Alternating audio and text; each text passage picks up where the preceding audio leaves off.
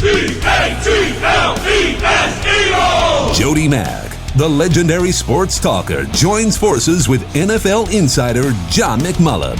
Start your morning with Johnny Mack and Jody Mack across the JAKIB Media Network.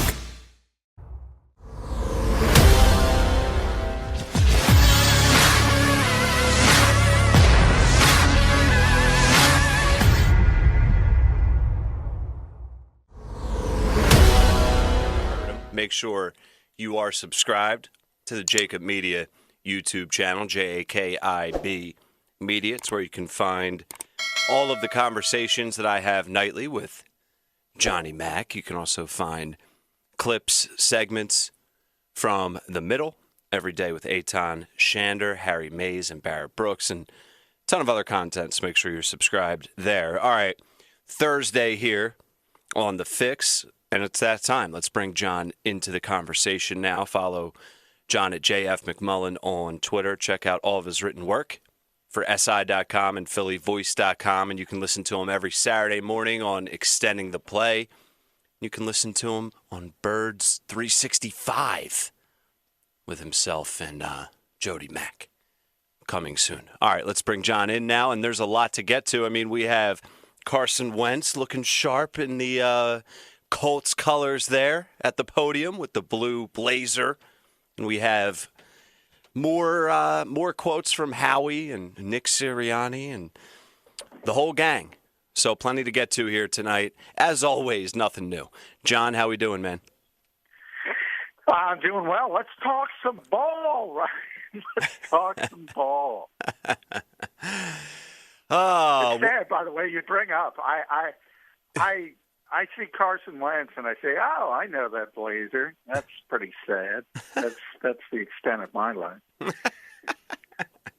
Hey, man, you know you're locked in here, and where should we start this? Should we start with Carson Wentz up in Indy? Sure, why not? Yeah.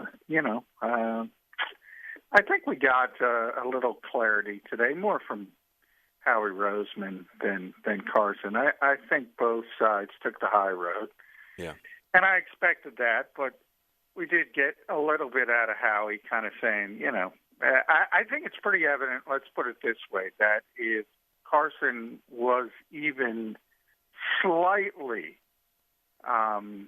amenable to come back, he'd be back. He'd be the quarterback of the Eagles. So, like, nobody wants to eat $34 million, and the Eagles are essentially, I looked it up, 16.34% of their salary cap this season is going to the quarterback of the Indianapolis Colts. So they didn't want to do that. They had to do that. Carson just wanted a fresh start, and he didn't want to come back. Yeah, it was interesting to see his reaction, and oftentimes in life, not just with NFL and players at the podium, but people tell you more in their mannerisms and body language than they do in their words. And even just how Carson reacted to when he started to say, listen, to be honest, it wasn't fun. And I'm paraphrasing. It might have been exactly that, but it wasn't fun. It was a rough go of things in Philadelphia last season. And you could just tell that it was just like a big weight off his shoulders not being here anymore. What was your thoughts when that part of the conference came up? Yeah, that's exactly it. I mean, he kind of shut down after he got benched, and I talked about it a lot. I think he benched himself. I've said that pretty consistently. But once the Eagles made that decision, he was out of here mentally. And it really goes all the way back to April and Jalen Ertz and selecting him in the draft. That was fractured the relationship. And I think the Eagles, that's another thing Howie kind of addressed without addressing, is that they have to learn some things from the way they did business. And we've been talking about that a lot, basically from day one. It was interesting to me that Jeffrey Lurie sits there and talks about emotional intelligence, and they showed none of that when they drafted a kid 53rd overall is for a quarterback, in the prime of his career, in theory, that you just basically gave the keys to the franchise. And look, it disrupted the whole thing, and they need to learn from it. And the comparisons, Howie also mentioned, there are no comparisons.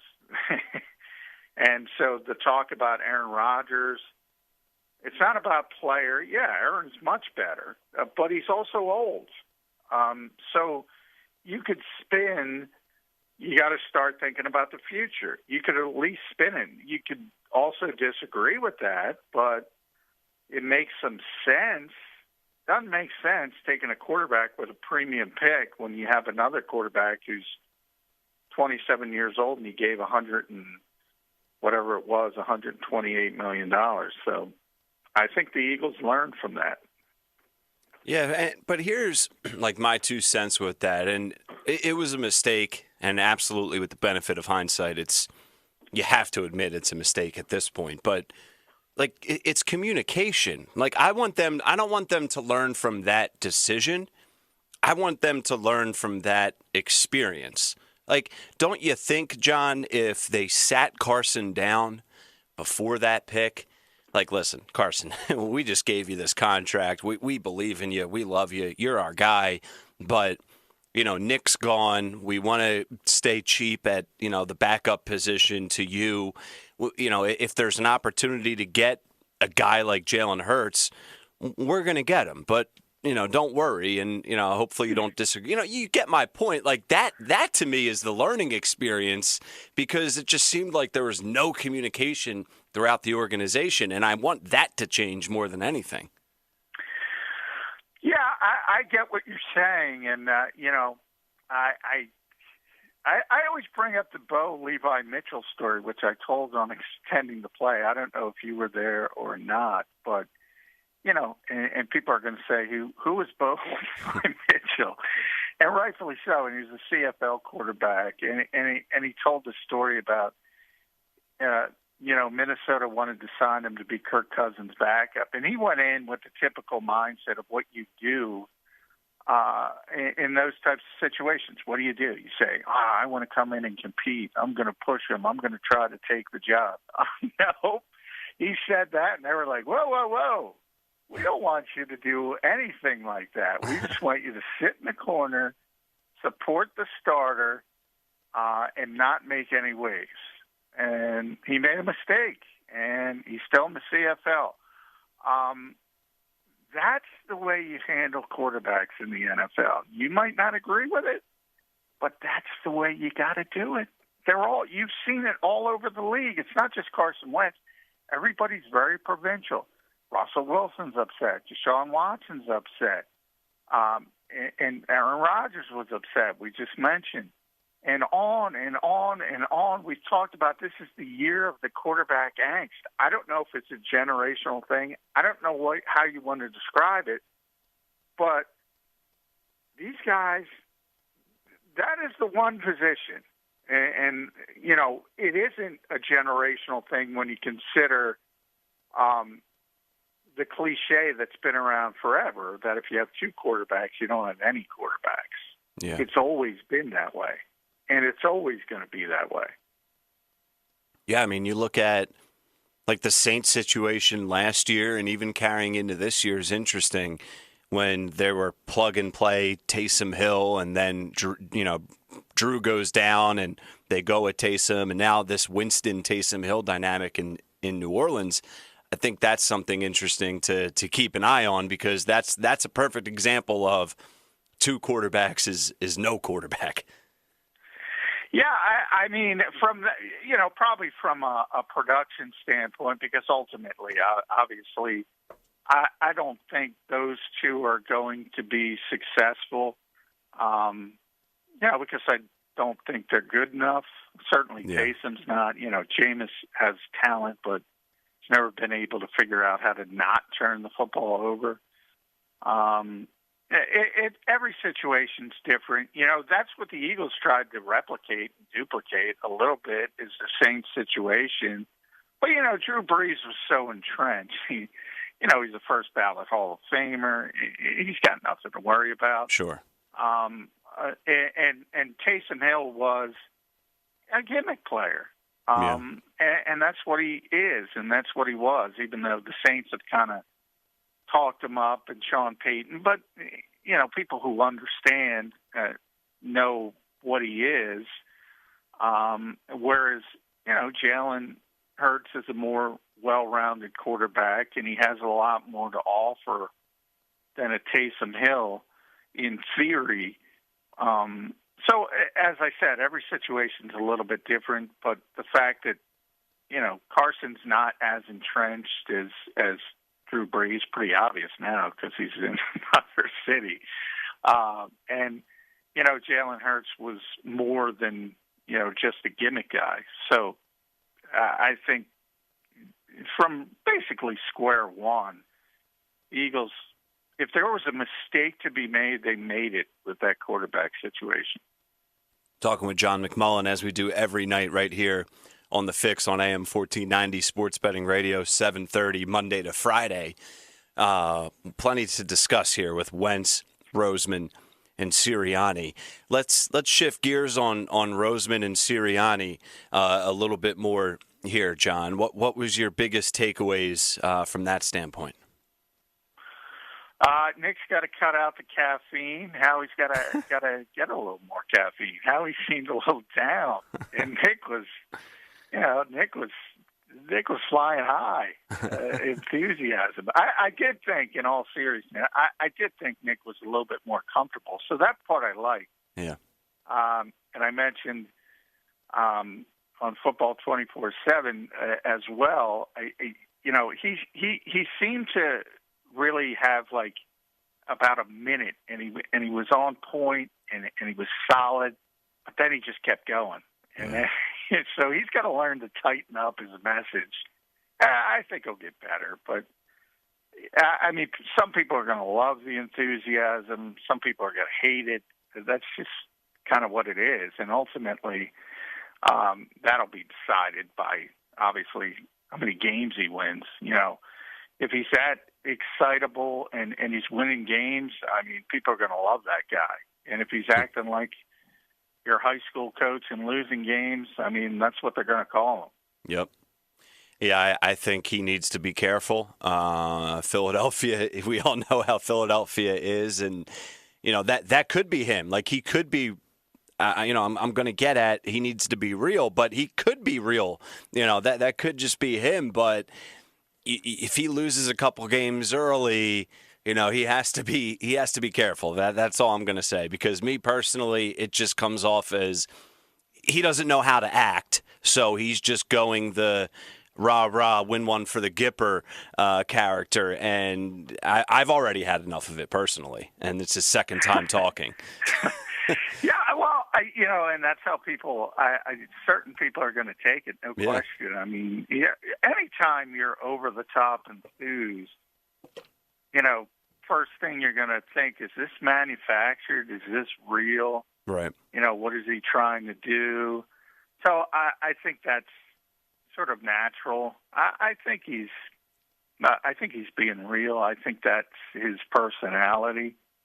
And that's, probably one of the reasons he convinced Jeffrey Lurie to be the head coach of this team. But, yeah, ultimately, it's not going to matter either way unless you win, and that's everybody. So, right. I mean, if you're understated, overstated, whatever, everybody's got sort of different personality quirks and different ways they go about it, and none of it matters. If you win, you win, and everything's copacetic, and if you don't, I mean, everything about your personality, people are going to use against you. That's just the nature of the beast. Yeah, no, that's the bottom line, and that's true. And I just think for him, early is going to be important, and the personality doesn't matter. That's true for any new head coach in the NFL in a city like Philadelphia. You just hope for his sake he gets off to a good start. He can get comfortable early, and then everything else can fall into place, I think, a little bit easier. But we shall see. It's interesting because was it last Monday now, Jeffrey Lurie comes out and says, I don't want a quarterback competition. We're going to go a different direction, paraphrasing that, at number 6. And now recently that seems to have changed a little bit, particularly from Howie Roseman. And then this Deshaun Watson stuff is picking up and the lawsuit. Talk about that whole dynamic now, and then we can work in the Deshaun Watson story, because that's certainly picking up steam, as it's no surprise. Yeah, I just wrote about that on Philly Voice. So, I mean, that's kind of a perfect example of, if you keep your door open for business and, something happens and the value declines for whatever reason. I didn't think it was going to be that reason, but I would have told you, and I think I did tell you yesterday, Deshaun Watson's going to take 3 first-round picks. Not going to take 3 first-round picks now in 24 hours. Right. He might not even be playing. I mean, these are really serious accusations. So, I mean, either they're true or they're not. And if they're true, Deshaun Watson might be done in the NFL. That's how serious the accusations are. But obviously, innocent until proven guilty. All these are just allegations. There's no legal part to it. So that story, a lot, to unpack from that perspective. But certainly from a team thinking about acquiring Deshaun Watson, I would think everybody's on pause. Everybody. So to me, I mean, that's not even relevant to the Eagles anymore. And I've always said from the start that Jeffrey Lurie's biggest mistake is not, the decree or ordering his personnel department. It's leaking the information to Chris Mortensen because it does your team no good. Yep. Again, if you want Kyle Pitts, if you want Jamar Chase, it behooves you to say we're involved with quarterbacks, because other teams, most notably Carolina, Denver, who are behind you, they might say, oh, we need a quarterback. And if Fields, for instance, starts to drop and you say, oh, the Eagles might take him, we got to go up and get him. And what that does is it means a position player is going to get pushed down the board, and the Eagles are more likely to get the player they want, whether it's Pitts or Chase or whomever. So I think Howie smartly started to do damage control with that and saying, Jeffrey didn't say that, quarterbacks are in play, we're doing our due diligence, all that kind of stuff. I don't think it's true, but he had to do it as sort of damage control, because Jeffrey Lurie only hurt the team in the draft by leaking that. I think it's really interesting that you say, Deshaun Watson could be done altogether. I didn't even really think of that. I thought of it, but in reality, he's a top 3 quarterback. I'm just thinking, okay, this could hurt his stock. Well, you have 9 women accusing you of assault. Yeah. I mean, we've seen these stories, and for whatever reason, especially when it's 1 or 2, and you look at high-profile people who make a lot of money, and they could be just trying to get a money grab. But when the numbers start to increase, mm-hmm. and the NFL is looking into it now, they've officially issued a statement saying they're looking into it under the personal conduct policy, and that to me is scary. And I hope Deshaun Watson has done none of this. But I mean, you got to be realistic. And if you're a team that said, the New York Jets, forget about the Eagles, anybody who's thinking about, I don't see how you can make that move until you have some clarification on whether this is going anywhere. I don't see how anybody could make that move. Yeah, no, absolutely. And I wonder what Houston's thinking right now. Like they obviously have not wanted to trade him, and they're trying to figure out how to keep him. This is before all these allegations become public. So now it's like, okay, well, can we work this out and try and get him to stay? Or are they hitting the panic button and making calls like, all right, we'll give you, instead of 3 first-rounders, like you said last night, John, just give us, 1 or that whole dynamic's interesting. But I just think, like you said, there's just too much smoke that no deal can even be thought about being made at this point. Yeah, from everybody's perspective. And I think, from a cynical viewpoint, from just a football viewpoint, if Deshaun Watson is being targeted for whatever reason, bitterness or what have you, it will actually help the Houston Texans because, he can scream all he wants about trades and wanting out of there, but he's going to be well aware pretty quickly that this, as I said, the pause button has to be hit. So, when that happens, by the way, if the Jets, for instance, are serious and are really pushing to acquire Deshaun Watson, well, they can't afford to just sit in a stasis. They have to make decisions, and their decision will probably be to draft Zach Wilson at number 2, and that means they're not going to trade for Deshaun Watson. So, he might have to go back and play for the Houston Texans if he's allowed to play in the NFL. We've talked a lot about Zach Ertz, and Howie wouldn't say much about a potential trade for Zach Ertz. He noted that they valued what he's done, and he means a lot to the organization. Kind of just a bunch of Captain Obvious quotes, but your thoughts on what they had to say and not had to say regarding Ertz? Yeah, I don't know.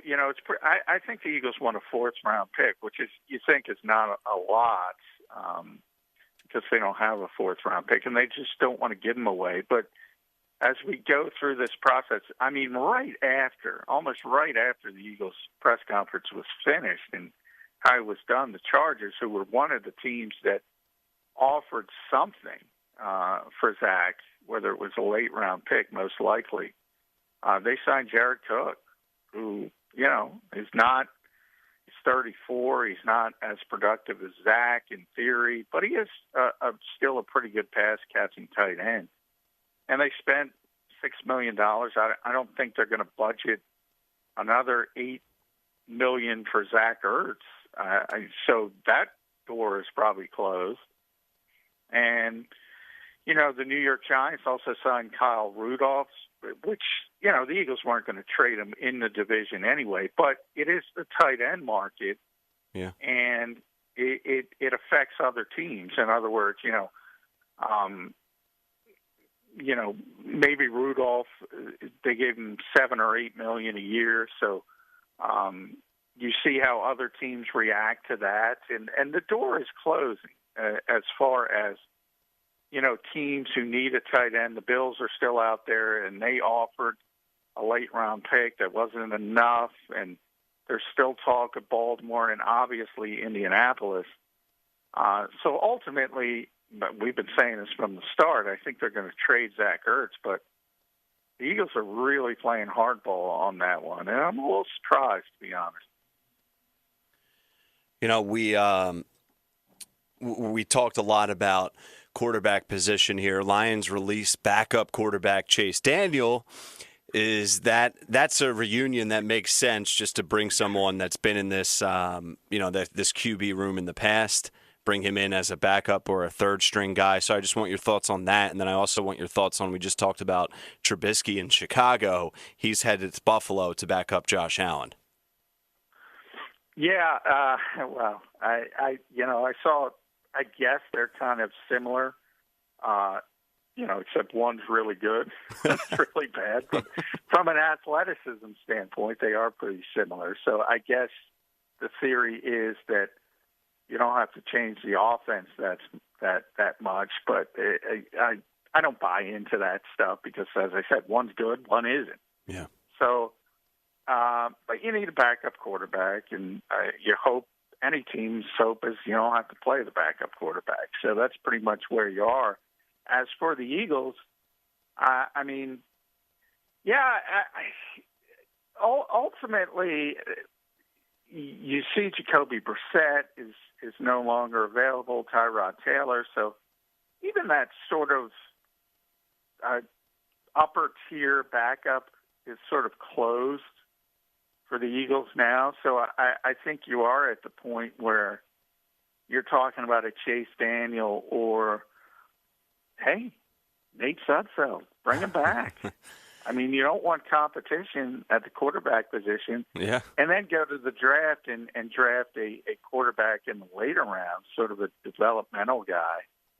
And there's your three quarterbacks. I think that's going to be the way it's going to go.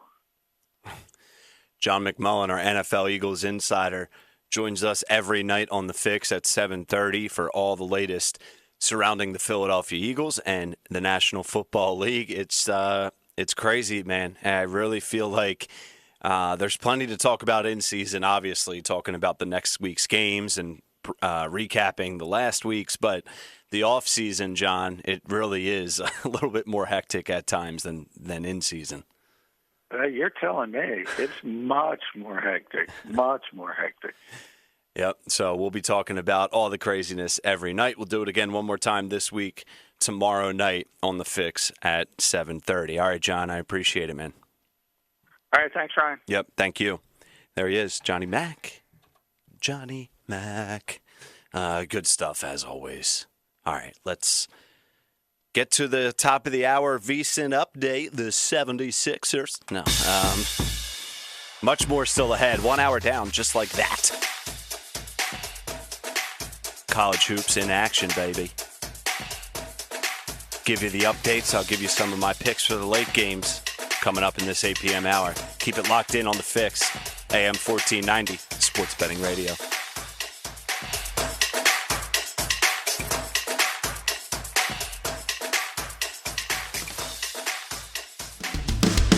Football in Philadelphia is a lifestyle, a passion from birth, and a personal responsibility to know the game. Boo when necessary. And think about EAGLES!